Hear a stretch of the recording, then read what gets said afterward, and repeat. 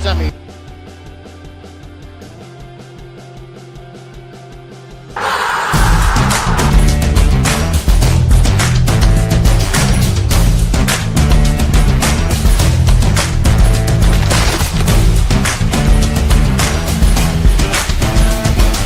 Conference semi-final. First time these two teams have met in the playoffs.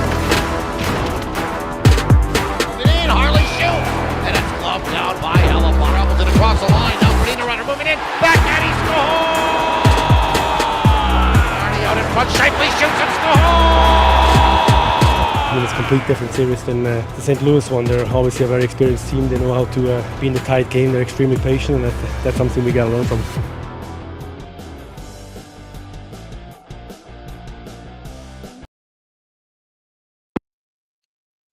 Hi, everybody. How's everybody doing today? So we get set for game 2, round 2 between the Winnipeg Jets and the Dallas Stars. How you doing, buddy? Just fine. Yeah? Yeah. Okay. You got your pass still on? Okay. You know, I just gave somebody crap the other day in the business for having their lanyard on during a hit. Yeah.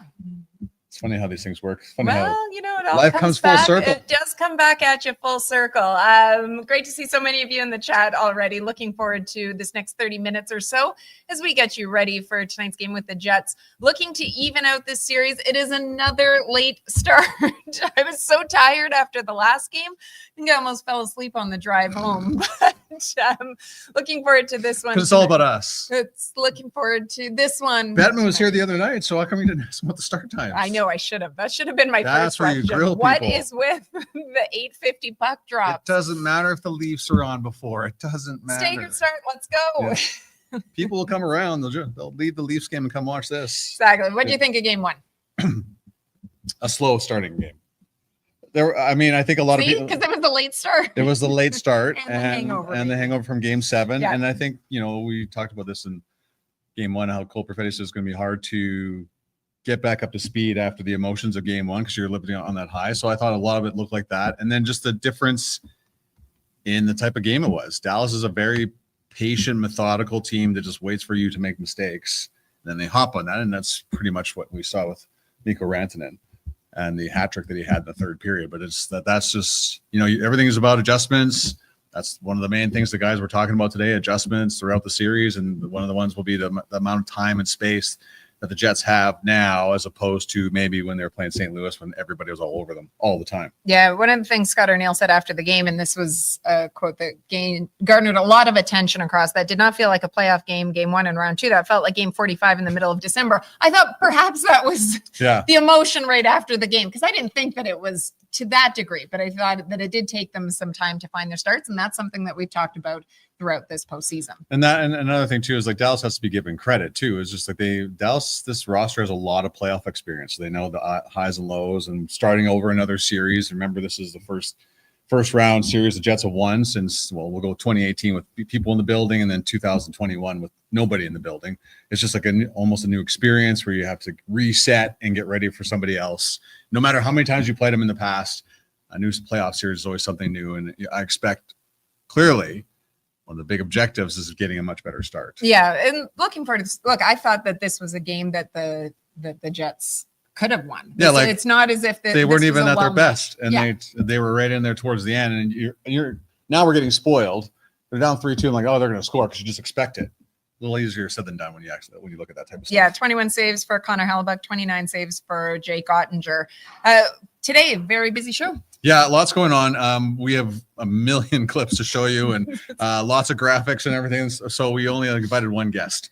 It's Gary Galley from Sportsnet. I had a great conversation with him about leadership, patience, and things that go through a playoff series. So I'm excited. We'll bring him on at 12:40. I actually, before I came in here, and the reason why we got so slower start is because I decided to go pizza beforehand. And then I came in and realized audio wasn't working. It's maturity But it's called accountability for you to admit that to everybody. It's just I expected everything to work because everything works so well through 82 games plus 7 playoff games that I expected things to go all well. right. Well, you know what is good news and what is hopefully going to go well for the Winnipeg Jets is the news of the day. And the news of the day is, who did we see out once again in morning skate and taking part in the line rushes, wearing a dark blue Shall we show jersey? the Let's show it. physical evidence? On a pairing again, Dylan DeMello. There he is in dark blue. Yesterday he was in white. The day before that it was non-contact yellow. So we'll take what we can get from Josh Morrissey. Looking good, looking smooth. He'll be back in the lineup. Isn't that what Coach said? Very good chance. Was it tongue-in-cheek kind of answer? We are going to see. No, Yeah. I think all indications are we're going to see Josh Morrissey in the lineup. You take a look at what our projected lines are for this game, and the change will be on the blue line. And there we go. Watch that. Adam just put it up. There it is. Okay, there we go. No changes up front for it, but there are changes on the blue line as well, with Josh Morrissey coming in. That third pairing, Hayden Fleury and Colin Miller getting the opportunity to stay in the lineup, makes what we are expecting Luke Shen to be a healthy scratch. Yeah, one of the late guys coming off the ice. So Morrissey, DeMello, not a surprise. Fleury and Miller, a little bit of surprise, but Luke Shen will be at this point a healthy scratch for this game. So I imagine we want to hear. We're going to go with comments about JMO first, or we want to go? Okay, let's talk about that.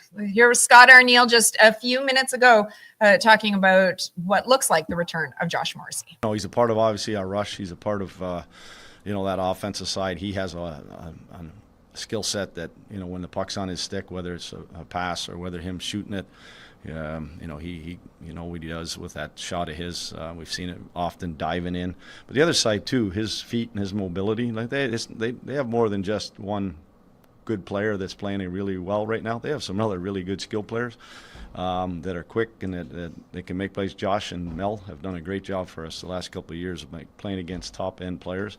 And now having him with, having Sandberg and Pionk, our top 4 back together, that's big.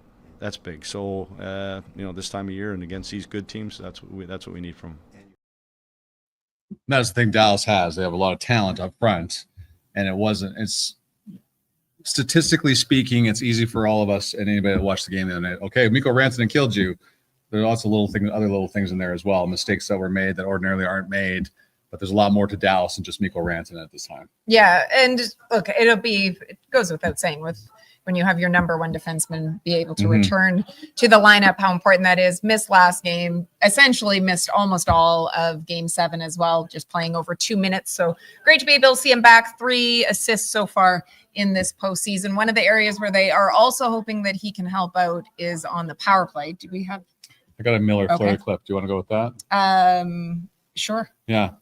Okay, let's go with that. He's the type of guy, the veteran guy that's played at this time of year, has experience in the playoffs, and that's what you look for. You look for guys that, don't get rattled by the moments, and he's got lots of skill that it certainly helps us offensively, jumping in the rush, that big shot, but defending as well. He's got good feet, gets into people, and has a little bit of an edge to his game. So just need all that stuff from him tonight. Yeah, I mean, we had to use everybody last series because of the injuries and certainly circumstances in that series. But again, Hayden stepped in for us, was fantastic again in Game 7.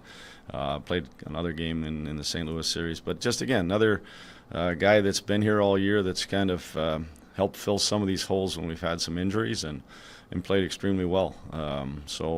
Again, another skill set. He's real mobile.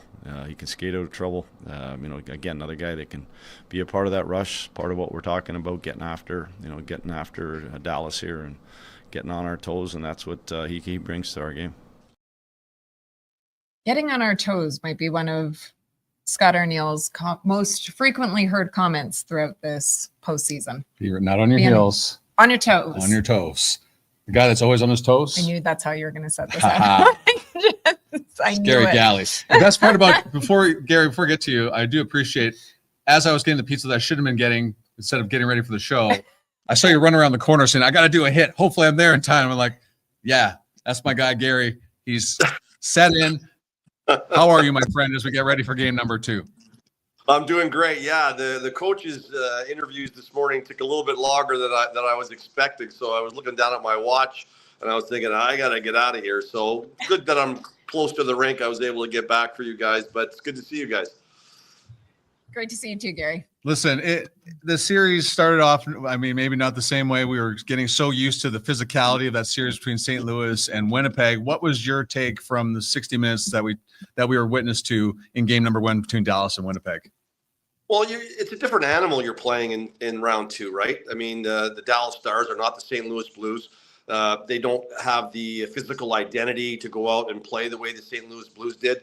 But Dallas does have a lot of other attributes that make them very, very, very dangerous and the Vegas odds makers to win the Stanley Cup. So they've got a lot of talent on that team. Adding Rantanen, as you know, has made a significant difference, especially finishing off the Avalanche and then in game 1 versus Winnipeg. So the one thing you look at if you're Winnipeg is this guy's hot, we got to watch him. But the fact, if you're Peter DeBoer, is there's a number of players that haven't hit pay dirt yet in the last few games that he's hoping are going to get on track as this series moves along. So game 1 was a feeling out process, 100%. Dallas could care less. They don't care if it's a feeling out process or not. They're up 1-0. You don't care how you win in the playoffs. And so they're up 1-0. And for the Winnipeg Jets, it puts a little more stress on game 2 for sure. But definitely you're looking at a team, Winnipeg, who averages 46 hits per game against a team that averages about 25. So one team is number 1 in hits, one team is 16. So it's not the identity of Dallas, which may be a good thing for Morrissey as he climbs back into this game, is that he's not playing a team like St. Louis that's going to come in and really run at him all night long.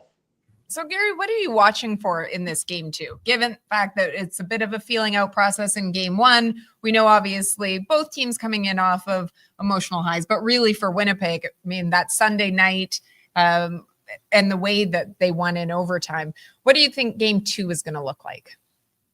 Well, I think an extra day or two to let the process of game 7 get out of their system. Like, even though you ask a player to erase it, and that's what the playoffs are all about. And we heard Rantanen say that yesterday, that you can't get too high in the playoffs. Doesn't matter whether the team does something good or you do something good, you ought to let it go. And game 7 for both these teams, and I think both these coaches were like wondering what their team would come out and play like after an emotional game 7. So yeah, really good point that maybe some of the remnants of that was still in the game in game 1, and it wasn't as sharp on both sides. But again, it's the playoffs, and there are going to be games that aren't as good as others are going to play. You got to still find you got to find a way to win the games you're not playing well as the games you're playing well. So that's something that a good team has to figure out. The Winnipeg Jets certainly were capable of winning game 1. In the third period, they had a number of quality chances. I thought Ottinger was brilliant in the third period in game 1. So even though Winnipeg maybe didn't have their A game, they certainly could have won game 1, and it's a different story tonight. But being down 1-0 at home, you definitely don't want to lose both your games at home, and especially with the way Winnipeg has played at home. But then you have to tip your hat to Dallas. They're a very good road team over the last 3 seasons. They have the best road record, and so they're a dangerous opponent. And tonight, the Winnipeg Jets, I'm hoping, are going to have a better start. I think the start of the game was a bit slow and methodical for Winnipeg. I think they need to come out and, like Arniel says, get on their toes right away, get those stretch passes in place, get the north-south game going, get their forecheck going. I think if they can get on that early, I think Arniel would be thrilled to see that. Gary, can you explain to the viewers? Adam Lauer was talking yesterday about feeding into Dallas's transition game. What does that mean? I'm sorry, you kind of blinked out there for a second. Sorry, I apologize. So, like what Adam Lauer said yesterday, that the Jets really fed into Dallas's transition game. What does he mean by that? Well, I think, Dallas has both these teams transition extremely well. Right. I mean, they turn, like, I thought there was a high number of turnovers for these two teams in game 1. I think it was a bit sloppy. And what good transition teams do is they turn turnovers into scoring chances. And so if the blue lines are normally, those are the key areas for a team. When you're entering the opposing blue line, make sure that pucks don't get turned over there. When you're sending all your forwards into the zone, on the timing dump in so you can get your forecheck going. Then you turn the puck over, you trap 3 guys. Well, there's transitional outnumbered attacks going the other way. On the other side of it is when you're exiting your zone. When you're exiting your zone, you want to make sure those pucks get out of your zone over the blue line, because if you don't, those pucks get knocked down. And as we see north-south teams, you're blowing wingers out of the zone all the time. You're blowing players out of the zone because you're trying to back off your opponent. So if everyone's leaving the zone and you turn a puck over, again, you're in a very delicate situation. So both these teams actually are very good transitional teams. So I think you're going to see the turnovers cut down a little bit tonight. I think it was a bit sloppy, and you're giving your opponent opportunity to transition on you and create quality scoring chances. So both these teams are good at it, and defending it is also important too when you do have those turnovers. And those are the things where you kind of got to ad lib on the fly. If something bad happens, how do your players on the ice handle it? And that's important as well. Gary, what's it like calling a game in the whiteout? It's always a thrill. Like you never get tired of it. I did the last series. We were in Montreal. So exciting. Every single rink you go into in the playoffs has an exciting edge to it and a vibrancy to it. And everyone is very different in their own way, right? Every home arena is different in their own way. And for the Winnipeg Jets, they have this beautiful whiteout tradition that's going on, and the fans just are embracing it. The players embrace it. And so you love to see it. You love to see it. And the players have to be careful that the emotion of the whiteout doesn't overtake them. They have to keep those emotions in check, use it as energy, but also make sure that you're not going over the top with it, right? That's the hard thing when you see that kind of crowd. But being very blessed to be between the benches and to feel that energy down there as an ex-player, and to see the pace of the game and to feel that energy is really special. Even though I haven't played in a long time, you kind of feel like you're putting a helmet on and skates and you're ready to go. Gary, appreciate the time. Thanks for hustling over to the hotel room for us and and getting the job done, as they say. Thanks so much. Enjoy the game tonight, and we'll talk to you soon. My pleasure, guys. Take care. Thanks so much, Gary. Gary Galley joining us from the hotel room. Like he must have ran over there. That's very, very sweet of him. By the time I finished my second piece of pizza, he was already in his room. So that's impressive to say the least. One of the comments that he made there about the emotion that goes along with that whiteout. And I think I've had some others players make comments before, or coaches, just about the challenge sometimes of controlling that emotion that goes along with it. And that maybe it is easier, despite being how loud it is, sometimes a little bit easier off the hop if you are the visiting team coming into it, if there is extra emotion that goes into it because it is your home crowd. And maybe that they can ramp that up a little bit more tonight. I felt like there's still that emotional side that was the remnants from Game 7 trickling into Game 1, where you're just like, it's almost like we got to do this again. We expended all that energy. I'm talking from a fan perspective, like you just use all that energy and emotion, and like, holy crap, there's still 3 more rounds to go. And now we got another one here with Dallas. So Game 1 was middle of the week. Jets played well. Didn't get the result. Yeah. This is the Friday night. Yeah, that means so much to you and I. They're jacked up for this one. And I'm sure the fans will be ready to go right from the hop too 100%. As well. Because it is Friday. You got the weekend. You don't have to worry about 2 days of work in front of you. So the fans were good. They were still loud, and they were still in it. I think they still expected the Jets to tie it up late. It just seemed like an expectation towards there. But the fact that they didn't play their best and still only lost by a goal, it says a lot about how good this team is. And they're adding Josh Morrissey. So it's going to be great. Yes, if you are late joining us, it does look like Josh Morrissey is going to make his debut in the series this evening, skating on his usual pairing with Dylan DeMello at morning skate. This is a different series than what we saw against St. Louis. St. Louis was so physical, only one game in, but as Gary pointed out, the styles of the Dallas Stars and the St. Louis Blues are different, and that's something that players have spoken about in between games as well.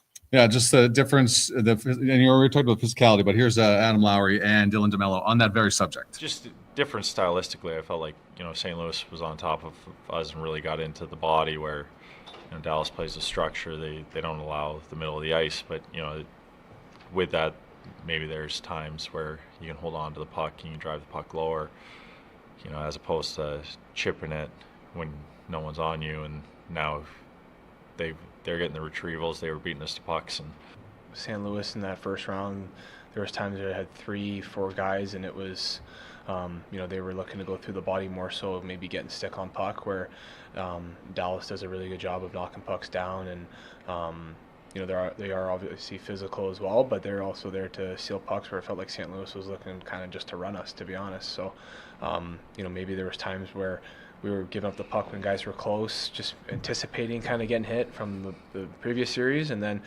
I think that early in that first period, that was kind of evident. We were kind of throwing pucks away where we could have had a chance to maybe hold on to it or just maybe make a better play. So that's just kind of reading the game. And then as the game got going, we got better. But like Adam said, it wasn't consistent throughout. There was, flashes of it, but then there was times where our execution wasn't great, and that's something we can clean up.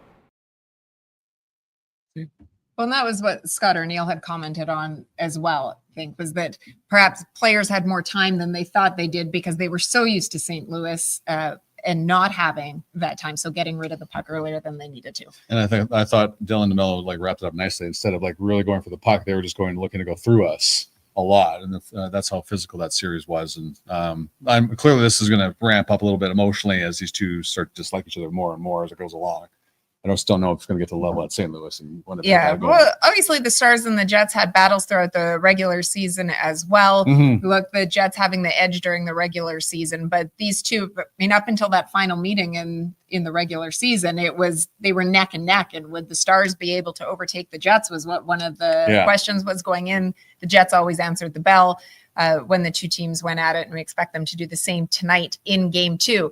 Now, Dallas had an off day yesterday. They had an optional skate this morning, but Pete DeBoer did speak. The big question, they got Jason Robertson back for Game 1. Mm-hmm. Would they get an addition to their lineup in Game 2 with Miro Heiskanen, who hasn't been able to play?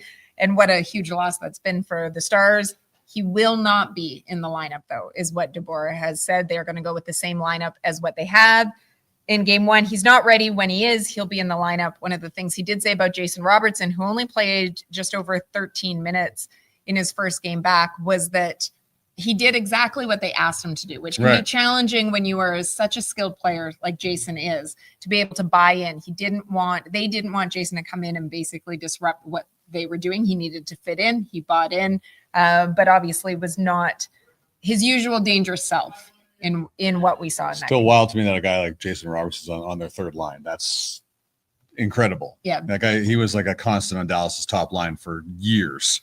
And the fact he's on the third line just goes to speak to how deep they are up front and dangerous. For it.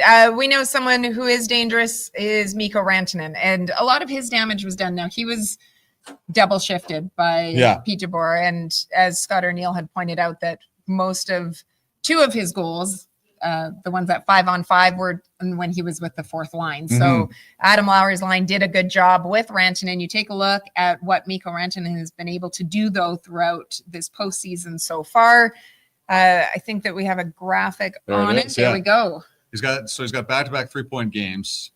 He can become the second player in NHL history to record he's got 4 3-point games. Now he can record 5 consecutive playoff games with 3 or more points.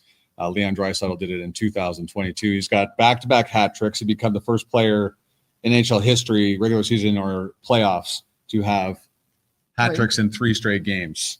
The last player to have back-to-back hat tricks in the Stanley Cup playoffs, Jari Kurri in 1985. So what Mikko Rantanen has done, he's factored in on the last 12 goals for the Stars.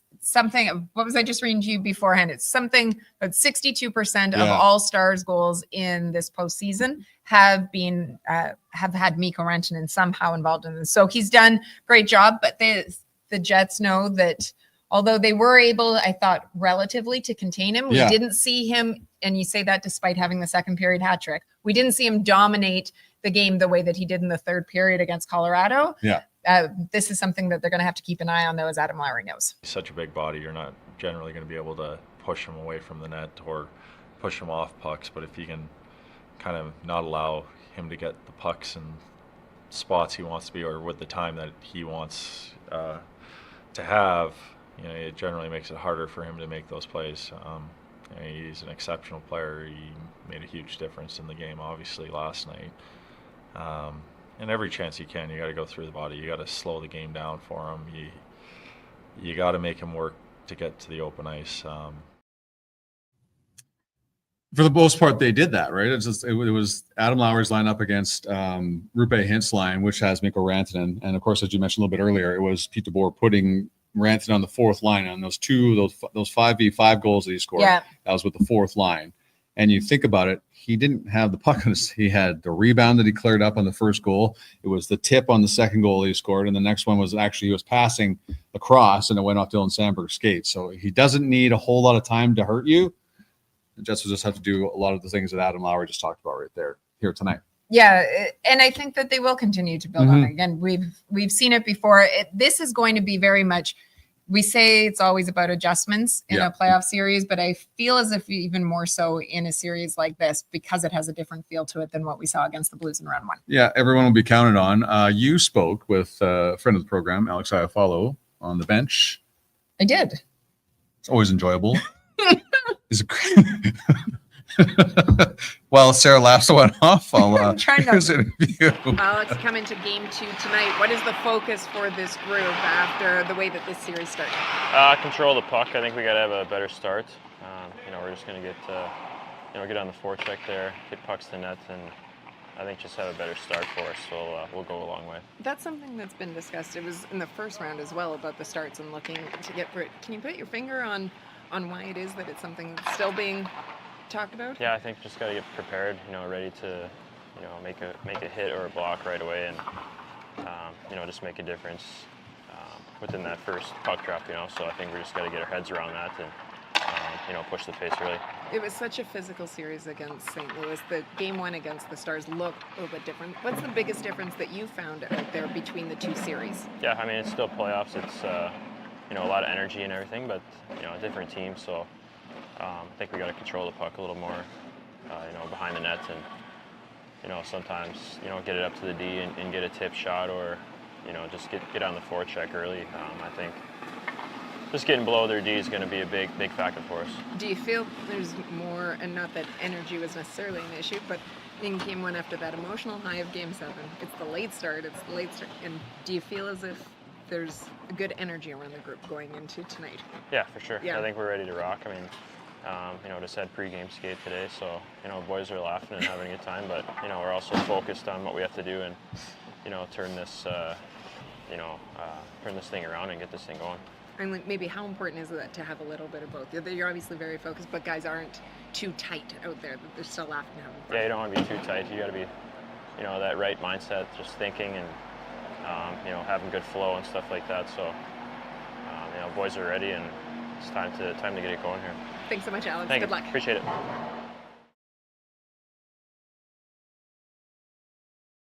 What I love about Alex, It's very zen. like Felt like does anything bother Alex? So, because you talked about how you kind of he had referenced the fact that he bugs Gabe Velarde a lot, and Gabe looks like a guy that could get under the skin very easily. But I don't know if you could bug Alex Iafallo ever. It's a good question. Might have to investigate that. So I think it's another home ice person. Maybe. Let's see. If not, you know what? Can I bug I will Alex find Iafallo? out. I will try to find out for our check-in show, maybe game 4. Because game 3 might be tough with the early start. Right. But You we just will walk see. around Dallas with Alex Iafallo, see if you can bug him. Yes. Okay, so great question from James Robinson. I love this.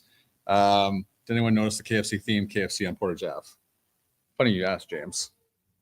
Did My- people notice it? My broadcast partner. I'm going to blank the screen here for a second. Ta-da! There were so many photos Yeah. across social Oh, media. you didn't take this photo? No. You stole this. Yes. Okay. I'm like, finally, she went to KFC. Isn't KFC the game sponsor tonight too? So theoretically, are we allowed to mention that on this show? Everybody, KFC was I used to love growing up. Oh. Friday night, getting a bucket of chicken Mm-hmm. as a kid was a very big deal. But I love that they did that. Lunch. We talked about always, of course, there's the talk about KFC and the collaboration, how perfect it is. Well, it's so great No, I'm to not, see. Matt. I'm not putting a bucket on my head. Do you Maybe. consider it? If they win this next game, I'll put a bucket on my head. Wow. Yeah. But For the whole show? Sure. Okay. But KFC has to be the sponsor. Oh, I can't just like give free advertising like that. All right. So that's a challenge to you, KFC. You better be like sponsor us the next game. If you want to throw the lines back up, Yeah. just as we get quickly. Adam, throw the lines up. Look to wrap things up. Let's go back in case any of you missed it with the projected lineup here. Sticking with the same lineup up front, but we are expecting to see changes on the blue line. Josh Morrissey looks like he will draw in for his first appearance. He's in. Yes. Yeah. That's what we're expecting. So it looks like he will be in, make his debut tonight in front of this crazy crowd here at Canada Life Center. Hayden Fleury and Colin Miller look to be your D pair, your third D pair. Hayden Fleury, I thought has played well when he's been in, Very tough to take him out. especially when you look at the minutes that he played in Game 7. Mm-hmm. So we'll see how it goes today. Thought that Connor Hellebuyck looked more We like went himself. almost an entire show without having to talk about Connor Hellebuyck. That's good news. Yeah, it's great news Yeah. for it. Well, I Yeah. thought that he was he awesome. looked, he Yeah. looked more like himself. I heard I read someone in the chat saying, let's ease up on the backup chance until the Jets are Yeah. ahead by 2 goals. It's still really or good 3 goals. though. It's a great one. I Yeah. give Jets fans so much credit for You get a lot of notoriety for it too. So 100%. It was Yeah. something that Jets fans in particular were known for early on in the days Mhm. when the Jets first returned, but it's certainly They're picked up back. again this past season, and it's been great to be able to hear. Yeah, it's been fun to, and I mean, it's obviously when they scored that first goal, you knew that was coming. It was loud too, so that's probably the loudest the crowd was outside of the goals that the Jets scored on Wednesday. But listen, it's Friday. The whiteout party's going to be ramped up. You're going to do that walk around with Kenny. I do it all the time. Got to keep the tradition going. Every playoff game we do. That's amazing. It's an amazing tradition. A tradition like none other. Yes. That's another one of the home ices that we're going to have to do. Walk around with Sarah and Ken outside, taking in with all the people. You know, you got a little bit of tone in your voice today, considering you've already had pizza. You would think Because that you would be I'm projecting on you because it was my fault. Everything went sideways again. Oh, And good. that's okay. Hey, Anyways. it's all good. It was a Yeah. great show. We had so many of you in the chat. We loved being able to hear from you as well. Make sure that you enjoy tonight. Yes, some people have pointed out that we were not wearing white. You had the white underneath. So here's another of those things where we're expecting things to be here instead of going to get the white stuff. So It's all good. We will be dressed in white. JT will have his white suit on tonight. Don't you worry. I got a good. No, we'll tell the story another time. Anyways. Okay. Yeah. Anyways, Yeah. it's been so great to have so many of you here. Enjoy the game tonight. Have fun. We will see some of you, I'm sure, at the Whiteout Party or inside Canada Life Center. But regardless, wear your white at home. Cheer on the Winnipeg Jets as they look to even up this series tonight against the Dallas Stars. Go Jets, go. Enjoy it, everyone. Thanks so much for checking in.